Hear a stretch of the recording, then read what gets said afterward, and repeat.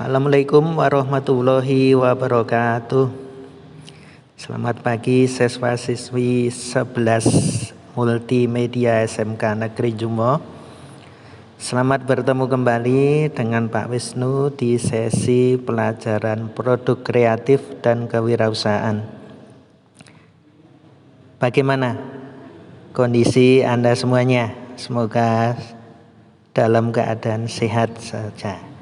Nah, minggu yang lalu kita sudah melaksanakan ulangan harian untuk KD 3.5. Nah, kemudian untuk kesempatan hari ini dan minggu depan kita akan memasuki bab selanjutnya, yaitu bab 6, gambar kerja untuk pembuatan prototipe produk barang dan jasa. Gambar kerja dapat menjadi langkah awal dalam mewujudkan sebuah ide menjadi prototipe produk barang dan jasa. Fungsi perancangan gambar kerja sebuah prototipe memegang peranan penting dalam mendefinisikan bentuk fisik produk agar dapat memenuhi kebutuhan pelanggan-pelanggan kita. Nah, bagaimanakah cara membuat gambar kerja yang baik? Nanti kita akan mengikuti tayangan mengenai KD ini, gambar kerja untuk pembuatan prototipe produk barang dan jasa. Namun sebelumnya, mari kita buka sesi pertemuan kita hari ini dengan berdoa sesuai agama dan keyakinan kita masing-masing. Berdoa dipersilahkan.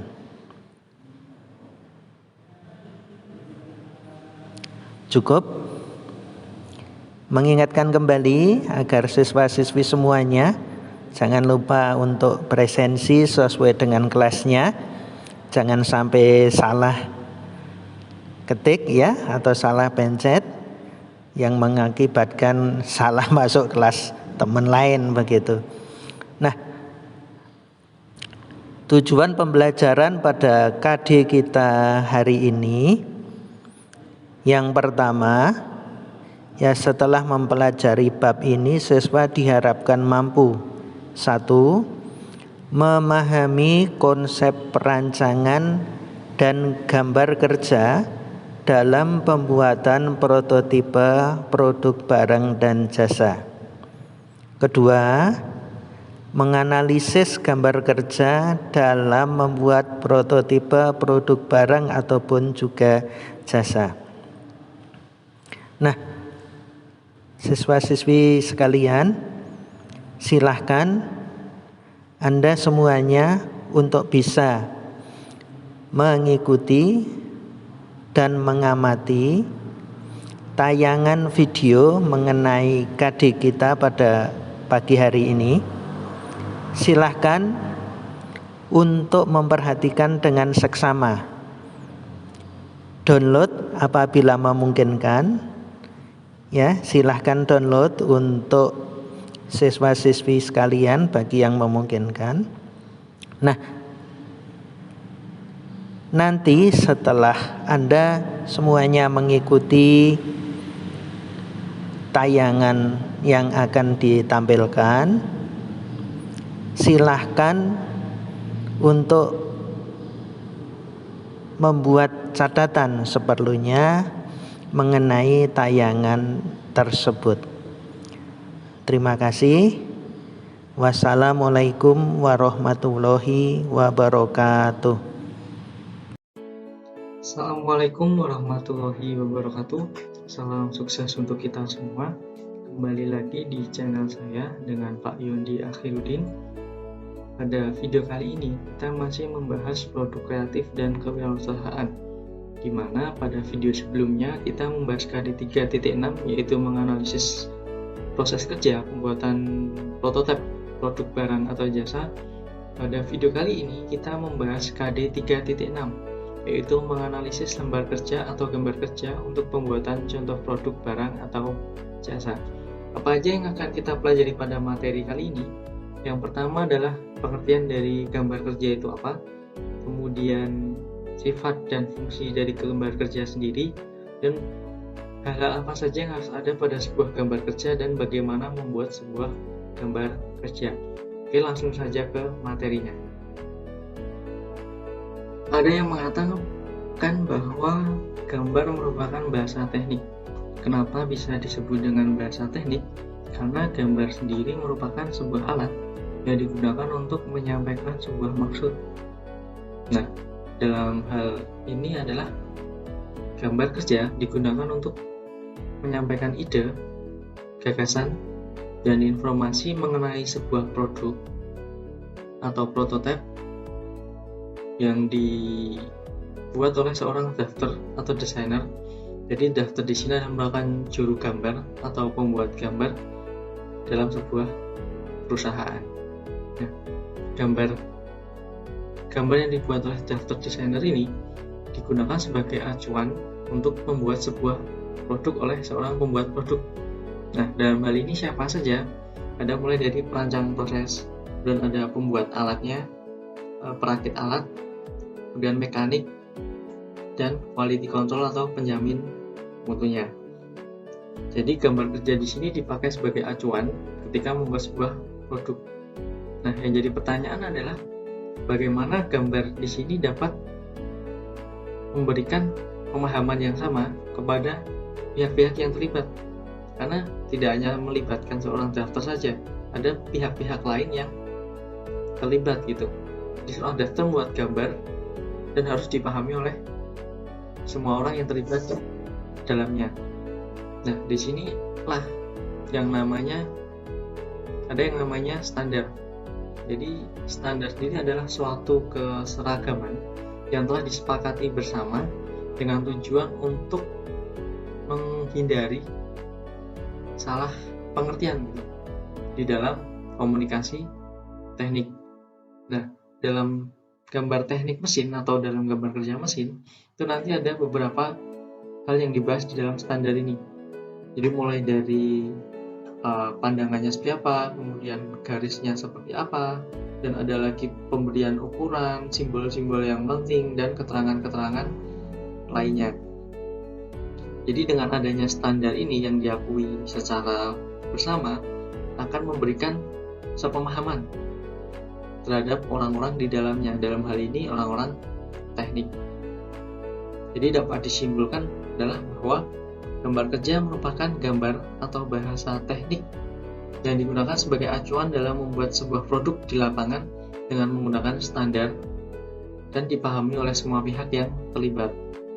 Nah, nanti kita akan bahas standarnya itu seperti apa, standar apa yang digunakan, kemudian gambar kerja itu apa saja yang harus ada di dalamnya. Fungsi gambar teknik yang pertama ada penyampaian informasi yang sudah kita bahas tadi, di mana gambar teknik merupakan alat yang digunakan untuk menyampaikan suatu maksud. Nah, seorang drafter atau pembuat gambar membuat gambar dan diserahkan kepada seorang operator agar dibuat produknya. Apabila kita mengamati proses kerja mesin, biasanya kita melihat ada sebuah gambar. Nah, gambar ini digunakan sebagai pedoman atau petunjuk seorang operator untuk membuat sebuah produk, di mana dalam gambar ini ada garis dan ada kode dan lain sebagainya. Nah, inilah merupakan informasi mengenai produk tersebut, sehingga produk yang dibuat sesuai dengan yang diharapkan. Kemudian yang kedua ada pengawetan dan penyimpanan. Nah, di sini maksudnya adalah seperti ketahui bahwa gambar merupakan data teknis yang tepat gitu. Sebuah perusahaan menyimpan teknologi yang ada di perusahaan tersebut dengan menggunakan sebuah gambar, mengumpulkannya ke dalam sebuah gambar, di mana gambar ini nanti digunakan apabila misalkan ada sebuah perusahaan atau kita akan mengembangkan sebuah produk baru. kita bisa mengamati dari gambar tersebut. Oleh karena itu, perlunya pengawetan dan penyimpanan sebuah gambar sehingga gambar tersebut dapat digunakan apabila dibutuhkan seperti yang tadi disebutkan di atas. Dan yang ketiga adalah penuangan gagasan dan pengembangan. Jadi lahirnya sebuah produk itu berawal dari sebuah ide atau gagasan gitu. Kemudian dari ide gagasan tadi dibuat secara sketsa atau di sket. Nah, dari sket tadi kemudian dianalisa dan dievaluasi sehingga dihasilkan sebuah gambar yang sempurna dan siap digunakan untuk membuat sebuah produk. Nah, di sini maksudnya adalah berawal dari ide tadi, adanya gagasan, kemudian dikembangkan sampai akhirnya menjadi sebuah gambar yang sempurna dan siap digunakan untuk sebagai dasar untuk membuat sebuah produk.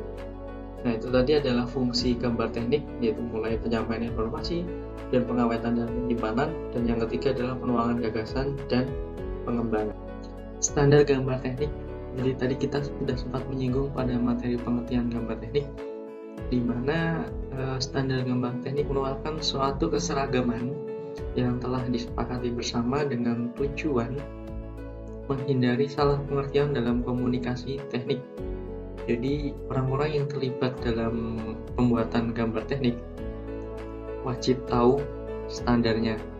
Nah, orang-orang ini meliputi siapa saja? Yang sudah saya sebutkan tadi di awal, ada drafter, kemudian operator pembuatan, operator perakitan, kemudian ada mekanik, ada penjamin mutu atau quality control. Nah, standar ini juga bisa biasanya diterapkan pada beberapa perusahaan, kemudian ada industri besar maupun kecil, kemudian bahkan bisa diterapkan pada industri antar negara. Nah, biasanya mereka menggunakan standar internasional. Di sini saya akan menyebutkan beberapa standar, yang diantaranya adalah yang pertama ada standar internasional, dan ada standar dari Jepang, standar Belanda, dan ada dari Jerman, dan standar dari Indonesia. Nah, pada gambar teknik kali ini kita menggunakan standar dari standar internasional atau ISO. ISO sendiri adalah International Standardization of Organization, di mana tujuan mereka adalah menyatukan pengertian teknik antar bangsa dengan cara membuat standar, di mana standar yang mereka buat ini dibawa ke forum internasional. Nah, tujuannya apa? Yang pertama adalah memudahkan perdagangan baik nasional maupun internasional, dan yang kedua adalah memudahkan komunikasi teknik, dan yang ketiga adalah petunjuk praktis pada persoalan khusus pada bidang teknik. Jadi standar ini sangat perlu ya, di satu sisi untuk menghindari salah pengertian, namun juga untuk memberikan pemahaman yang sama antara pihak-pihak yang terlibat di dalamnya.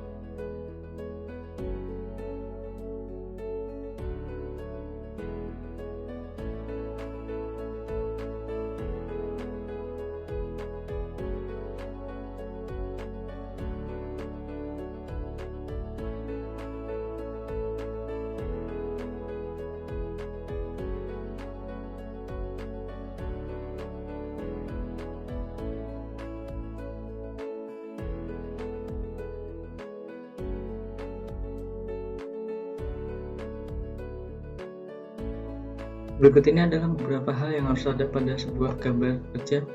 Yang A, ada bentuk, jadi bentuk dari produknya seperti apa, dimana di sini biasanya kita menentukan pandangannya. Ada pandangan utama, kemudian dan pandangan seperlunya, dimana penentuan pandangan utama ini didasarkan kepada bagian yang dia menampakkan detail paling banyak. Itu biasanya digunakan untuk pandangan utama. Dan yang kedua ada ukuran. Di situ ada ukuran banyak sekali, mulai dari diameter, kemudian ukuran panjang, chamfer, dan lain sebagainya. Dan yang C adalah toleransi. Jadi ini harus ada untuk misalkan ada toleransi umum dan toleransi khusus. Untuk toleransi khusus biasanya terpasang langsung pada ukurannya karena dia berlaku hanya untuk daerah itu saja, sedangkan umum adalah berlaku untuk keseluruhan melalui toleransi khusus. Dan yang D adalah tanda pengejaan umum, khusus, las, dan lain-lain. Itu ada contoh proses pembubutan dan ada proses pengkartelan juga. Dan yang E adalah keterangan yang perlu, kayak misalkan jumlah gigi, penguat, kelipatan. Dan yang F adalah etiket, di mana isi dari etiket mulai dari nama produknya apa, dibuat di mana, yang buat siapa, tanggal berapa, dan skala, satuan, dan lain sebagainya. Beberapa hal yang harus ada pada sebuah gambar kerja. Oke, cukup sekian materi mengenai KD 3.6, yaitu menganalisis gambar kerja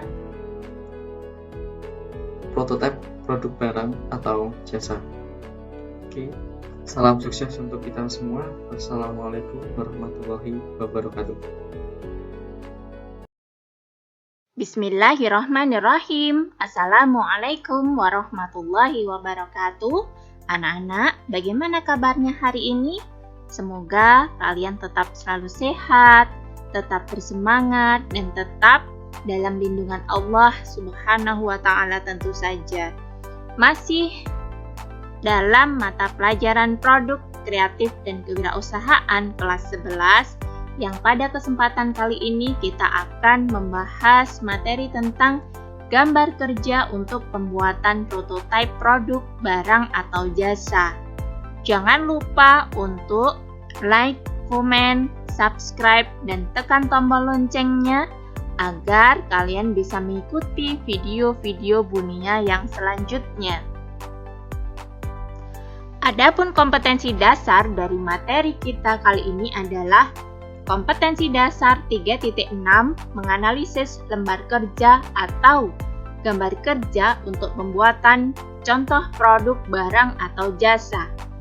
Kompetensi dasar 4.6 yaitu membuat lembar kerja atau gambar kerja untuk pembuatan contoh produk barang atau jasa. Oke, kita mulai pembahasan kali ini dengan pengertian gambar kerja lebih dahulu ya. Yang dimaksud dengan gambar kerja itu adalah set lengkap standar gambar yang menentukan pembuatan dan perakitan produk berdasarkan desainnya. Bisa dikatakan bahwa gambar kerja itu adalah suatu bahasa yang digunakan oleh desainer kepada pelaksana di lapangan dengan menggunakan standar-standar internasional dan harus dipahami oleh kedua belah pihak. Jadi, gambar kerja ini memberikan semua informasi yang dibutuhkan untuk memproduksi suatu produk. Informasi di dalam gambar kerja tersebut meliputi gambar rakitan, gambar detail, dimensi keterangan gambar, dan semua standar informasi yang dibutuhkan di dalam membuat suatu produk. Terdapat 3 komponen di dalam satu set gambar kerja. Di antaranya adalah yang pertama, detail dari setiap bagian. Jadi tentu saja di dalam gambar kerja itu harus detail ya pada setiap bagian-bagiannya. Kemudian terdapat juga daftar komponen atau bahan untuk merakit produk akhir. Dan berikutnya tentu saja di dalam gambar kerja itu harus terdapat gambar rakitannya. Fungsi dari gambar kerja ini diantaranya adalah yang pertama, gambar sebagai bahasa teknik. Gambar berfungsi sebagai bahasa teknik dari seorang desainer kepada operator yang membuat barang. Dengan kata lain, gambar kerja merupakan alat komunikasi dari desainer kepada pelaksana di lapangan. Yang kedua adalah sebagai penyampaian informasi. Saat ini, antara perancang dan pembuat produk tidak lagi merupakan satu orang yang sama, tetapi merupakan dua pihak yang berbeda. Di antara keduanya perlu alat informasi. Jadi, peranan gambar kerja di sini adalah sebagai penyampai informasi, yaitu untuk menyampaikan maksud dari perancangan atau dari perancangan tadi secara tepat kepada orang-orang yang bersangkutan, seperti kepada bagian perencanaan, proses pembuatan, pemeriksaan, dan sebagainya. Fungsi yang berikutnya adalah sebagai bahan dokumentasi. Gambar teknik merupakan dokumen yang sangat penting bagi dunia industri untuk digunakan sebagai informasi bagi pengembangan yang akan datang. Dan fungsi yang terakhir adalah menuangkan gagasan untuk pengembangan. Gagasan seorang desainer untuk membuat produk mula-mula berupa pemikirannya. Konsep abstrak itu kemudian dituangkan di dalam bentuk gambar kerja. Sedangkan tujuan dari gambar kerja adalah yang pertama, membuat hiasan berupa bangun-bangun geometris yang banyak digunakan dalam kegiatan perancangan produk. Yang kedua adalah sebagai gambar kerja yang dapat menjelaskan bagian-bagian konstruksi dari suatu bangun atau benda secara rinci. Misalnya adalah gambar konstruksi bangunan, rancangan furniture, rancangan mesin, dan sebagainya. Yang ketiga, tujuan dari gambar kerja adalah sebagai gambar penjelasan dari wujud suatu benda atau bangun dengan perbandingan ukuran yang akurat sehingga mendekati wujud yang sebenarnya. Dalam membuat gambar kerja bisa kita lakukan dengan cara manual maupun dengan menggunakan aplikasi. Peralatan yang dibutuhkan untuk membuat gambar kerja secara manual diantaranya adalah kertas gambar, pensil warna, kotak jangka, penggaris T, sepasang segitiga, sepasang emal lengkung, emal bentuk, mistar skala, tusur derajat, penghapus, pelindung penghapus, pita gambar, mesin gambar, alas gambar, dan sebagainya. Sedangkan untuk membuat gambar kerja menggunakan aplikasi, tentu saja kita membutuhkan seperangkat alat komputer beserta programnya. Di antaranya bisa menggunakan AutoCAD, SolidWorks, Adobe Illustrator, dan sebagainya. Masih banyak sekali aplikasi yang lain yang bisa digunakan untuk membuat gambar kerja ini. Di dalam gambar kerja ini harus terdapat etiket atau kepala gambar. Jadi yang dimaksud dengan etiket itu adalah bagian dari gambar yang memuat tentang data-data atau informasi dari gambar tersebut. Seperti ini contoh etiket ya. Ada bermacam-macam, ini hanya contoh-contoh saja. Gambar yang sudah jadi dan berukuran besar ketika akan dibendel perlu untuk dilipat. Hal-hal yang harus diperhatikan di dalam melipat gambar kerja ini diantaranya adalah yang pertama, gambar yang boleh dilipat adalah gambar cetakan. Sedangkan gambar asli tidak boleh dilipat, tetapi digulung dengan diameter minimum 40 mm. Lipatan gambar ini tidak boleh merusak gambar yang ada di dalamnya. Selain itu, cara melipatnya juga harus teratur agar gambar dapat diketahui dengan mudah identitasnya.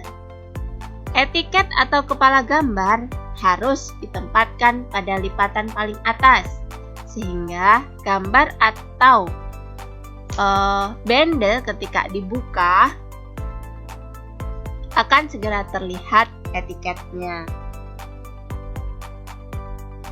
Untuk membuat satu unit produk memerlukan banyak gambar yang harus dibuat. Oleh sebab itu, gambar harus diberi nomor atau kodifikasi nomor urut untuk memudahkan di dalam mencari data atau informasi sewaktu merakit produk. Kemudian berikutnya, penyimpanan gambar itu bisa dilakukan dengan cara gambar disimpan dalam bentuk bundle dengan cara dikumpulkan. Gambar yang mempunyai ukuran besar dilipat sesuai dengan teknik melipat gambar. Kemudian diurut sesuai dengan pengelompokannya, kemudian dibundle di dalam satu file. Untuk menghemat tempat, dapat juga dilakukan dengan memfoto gambar dengan ukuran yang diperkecil. Gambar yang dibuat dengan aplikasi komputer dapat disimpan atau diawetkan di dalam hard disk.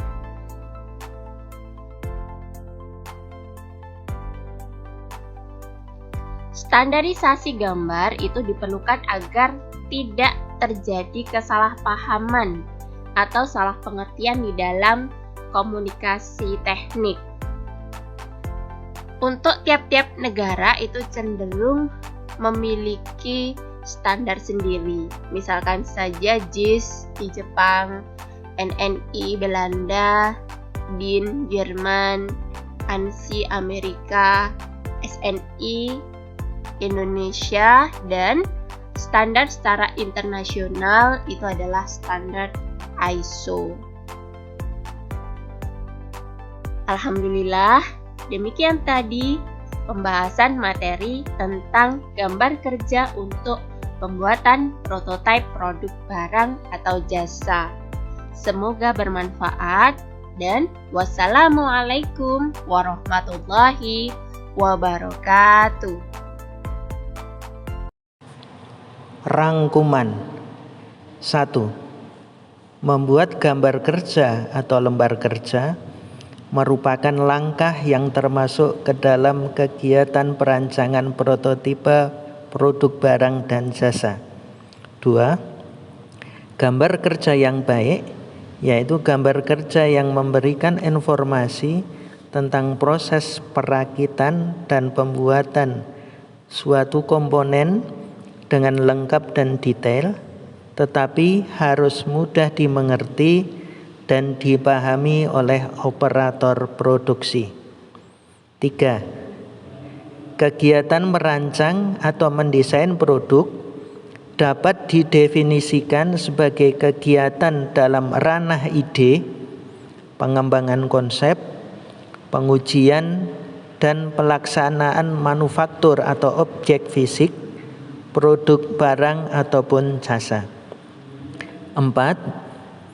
Dalam kegiatan membuat rancangan gambar kerja prototipe produk barang dan jasa 3 dimensi, maka seorang desainer produk harus menggabungkan seni estetika, ilmu pengetahuan, dan juga teknologi.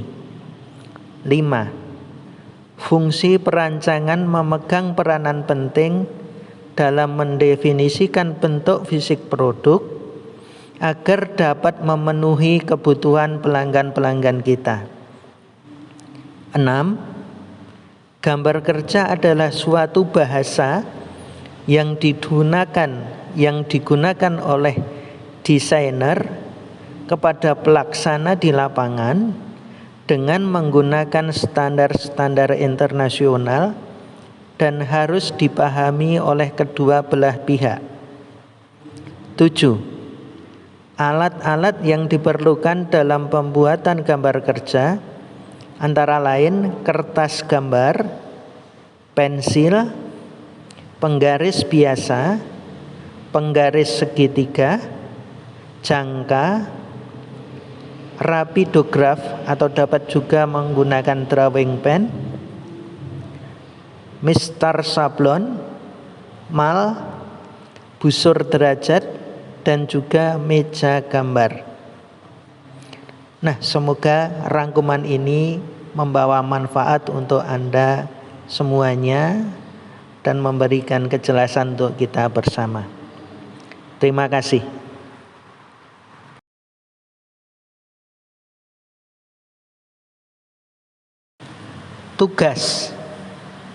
Tugas untuk KD 3.6.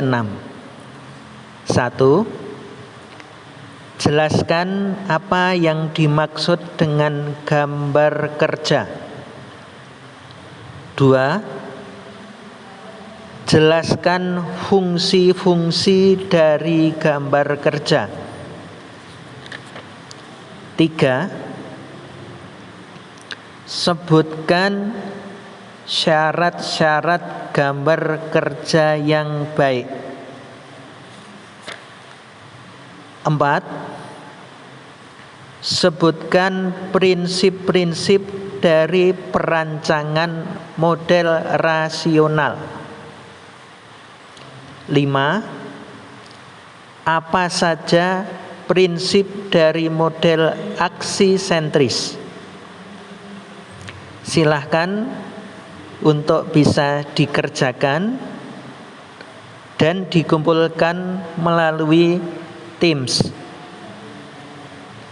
Silahkan dikumpulkan paling lambat hari Sabtu jam 23.59. Jangan lupa dan jangan terlambat. Kerjakan dengan sebaik-baiknya, ikhtiarkan secara maksimal untuk hasil yang lebih baik. Terima kasih. Wassalamualaikum warahmatullahi wabarakatuh. Kita akan bertemu kembali pada pertemuan minggu depan, melanjutkan dan membahas kembali materi yang ada. Wassalamualaikum warahmatullahi wabarakatuh.